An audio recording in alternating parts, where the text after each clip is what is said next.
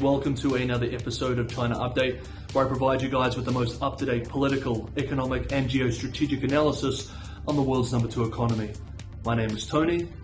Let's jump in. Okay, happy Tuesday everybody. US Secretary of State Antony Blinken has concluded his long-awaited visit to China, the first from a Secretary of State since Mike Pompeo travelled to Beijing back in October 2018, before the pandemic, before the Hong Kong protests, back during the early days of the trade war. It feels like that was almost a different era. At that time, it was hard to believe that the US-China relationship could deteriorate to the state it is in today, where analysts and officials alike are seriously concerned that a war is a real risk if the relationship is mismanaged. Still, even back in 2018, the signs of this trend were already clear to some observers. For example, here is a short post from over 5 years ago, written by a young man trying his hand at providing China commentary for the first time. Quote, "The year of the dog will represent a bad year in US-China relations. I predict that over the next 12 to 18 months, the relationship will deteriorate to a low point not seen in decades. Issues will conspire to produce a toxic atmosphere of mutual mistrust and resentment between the world's two largest economies. We enter this period, a period that I believe will represent the beginning of a longer era, defined by increased US-China strategic rivalry." End quote. Indeed, this observation so troubled the young man at the time that he decided he should try to do something to help people in the English-speaking world better understand what is happening in China, to follow developments with a grounded framework and sober analysis. And eventually that is what he would do, or at least what he tries to do. During his trip, US Secretary of State Antony Blinken met with PRC Foreign Minister Qin Gang, China's top diplomat Wang Yi, and, in a somewhat promising sign for the relationship, General Secretary Xi Jinping himself. Let's first move through the official US and Chinese statements on the meetings. Blinken said that he repeatedly raised the issue of crisis communications and military-to-military channels, expressing, quote, "I think it's absolutely vital that we have these kinds of communications, military-to-military. That imperative, I think, was only underscored by recent incidents that we saw in the air and on the seas. And at the moment, China has not agreed to move forward with that. I think that's an issue that we have to keep working on. It is very important that we restore those channels." End quote. Blinken underscored the importance of responsibly managing the competition between the United States and the PRC through open channels of communication to, quote, "ensure communication does not veer into conflict." End quote. Speaking to reporters on Monday, US President Joe Biden praised his Secretary of State, expressing, quote, "He did a hell of a job and we're on the right track here." End quote, adding that he believes progress in the talks was made, but without giving any further details. In the official Department of State readout on Blinken's meeting with Xi Jinping, the US side expressed that, quote, "President Xi pointed out that the world is developing and the times are changing. The world needs a generally stable China-US relationship. Whether the two countries can find the right way to get along bears on the future and destiny of humanity." End quote. During the meeting itself, Blinken told Xi that, quote, "President Biden asked me to travel to Beijing because he believes the United States and China have an obligation and responsibility to manage our relationship. The United States is committed to doing that. It's in the interest of the United States, in the interests of China, and in the interest of the world." End quote. Similar statements were made with Wang Yi and Qin Gang. How about official Chinese statements?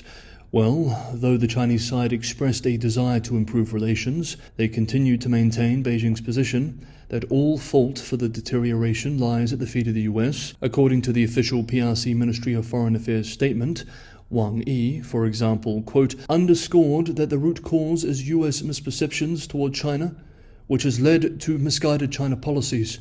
China-US relations have gone through ups and downs, and it is necessary for the United States to reflect upon itself." Wang gave a comprehensive explanation of the historic logic and inevitable trend of China's development and rejuvenation.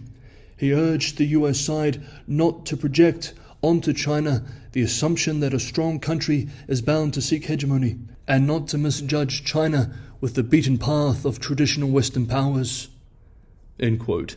Wang then turned to China's demands that both sides know Washington cannot accept. Quote, Wang demanded that the United States stop playing up the so-called China threat, that is, discussing the role China plays as a strategic competitor to the US and its allies. Lift illegal unilateral sanctions against China. These are trade restrictions as well as sanctions on individuals involved in Hong Kong, Xinjiang and others. Stop suppressing China's scientific and technological advances. This is referring to the ban on Huawei and others, as well as semiconductor and other restrictions. And not wantonly interfere in China's internal affairs. That is to say, criticizing Chinese behavior in relation to, for example, Hong Kong, Tibet and Xinjiang, maintaining a military presence in the East and South China Seas, and of course supporting, albeit unofficially, Taiwan.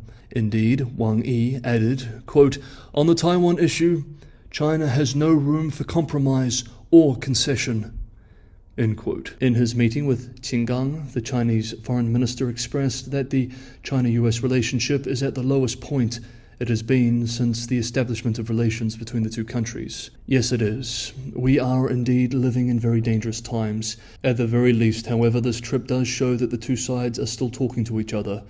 Talks which both sides described as candid, substantive, and constructive. But as we will see next, commentators are much more pessimistic. Hey guys, if you enjoyed today's episode of China Update, don't forget to hit that like button. It's just me making these episodes every day. It's a lot of work, but your guys' support is a huge source of motivation. Subscribing and sharing is a huge help as well, and for those who can go the extra mile and help me keep the channel financially sustainable, Patreon and Buy Me a Coffee links are in the description below. Thank you so much, everybody, for the ongoing support. It's important that we look past the official statements and examine commentaries to get a sense of how elites on both sides are viewing and discussing the trip and its implications for the wider US-China relationship. Let's begin with the Chinese side, which does not make happy reading. Quote, "The US will continue to say one thing and do another in dealing with China. There will not be a fundamental change. Therefore, even though high-level interactions between China and the US will increase and the atmosphere may improve and even some specific issues may be resolved, we should not expect a major breakthrough in Sino-US relations. This is because the US's perception of China and its policy approach towards China have not changed. It still regards China as its main strategic competitor and continues to deal with China with the so-called strategic competition, which is essentially containment and suppression." End quote. Perhaps most concerningly, while many Chinese commentators make this same observation, few ask the question, why would the US regard China as a strategic competitor? What has China done to give this impression? And when this is asked, the answer is always, China has not done anything to merit such concerns, and that the US view of China is simply a product of American ignorance, fear, and loathing. This sentiment was encapsulated in a state-run Global Times piece today, which expressed, quote, "The problem is that there are structural contradictions between China and the US today. The core issue is that the US currently views China as the most important opponent to suppress." End quote. This is the information environment, the zeitgeist, that Beijing elites are currently debating foreign policy in. Here is another commentary, this one from the head of the Institute of American Studies at the China Institutes of Contemporary International Relations. Quote, "Blinken's visit may to some extent the tense standoff between China and the United States, but as long as the hostility between the two countries is not eliminated, the situation of friendly conversations at the table and confrontations under the table will not change. Moreover, if the United States still adopts the attitude of 'I'll talk when I want to,' hoping only for China's cooperation but unwilling to consider China's sovereignty, security and development interests, then Blinken is miscalculating." End quote.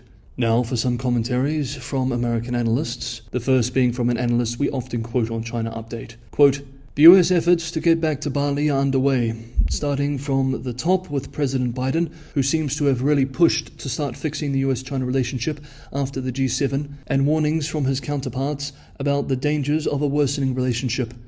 Based on the PRC readouts from the three meetings, there does not appear to have been much progress towards resolving any of the structural issues. There are reasons to believe things will not get worse over the next few months, and may marginally improve. She could use some reduction of external pressure to help the PRC economy, and he wants to have a successful visit to the US in November for APEC and perhaps a meeting with Biden. Both sides seem to see value in showing the world that they are making an effort to manage the relationship better. The US will likely send Treasury Secretary Yellen, Commerce Secretary Raimondo, and Climate Envoy Kerry to the PRC over the next several months, perhaps starting in early July. There will also likely be an increase in flights and people-to-people exchanges. More interaction may help lower the temperature, but without some fundamental shifts from the US on issues like Taiwan and high technology controls, which I do not think are likely, even with President Biden's push to improve the relationship, the two sides will probably continue to keep talking past each other." End quote. But talk they must, otherwise the result could be catastrophic. Let's end this video on Blinken's China visit with comments made by one of his predecessors, the first in modern times to travel to China as a US Secretary of State. Quote, "It's a unique situation in the sense that the biggest threat of each country is the other. That is, the biggest threat to China is America, in their perception, and the same is true here. On the current trajectory of relations, I think some military conflict is probable. The current trajectory of relations must be altered." End quote. Okay. That is today's episode of China Update. Thank you so much, everybody, for watching. Have a wonderful Tuesday wherever you are, and I will see you all tomorrow.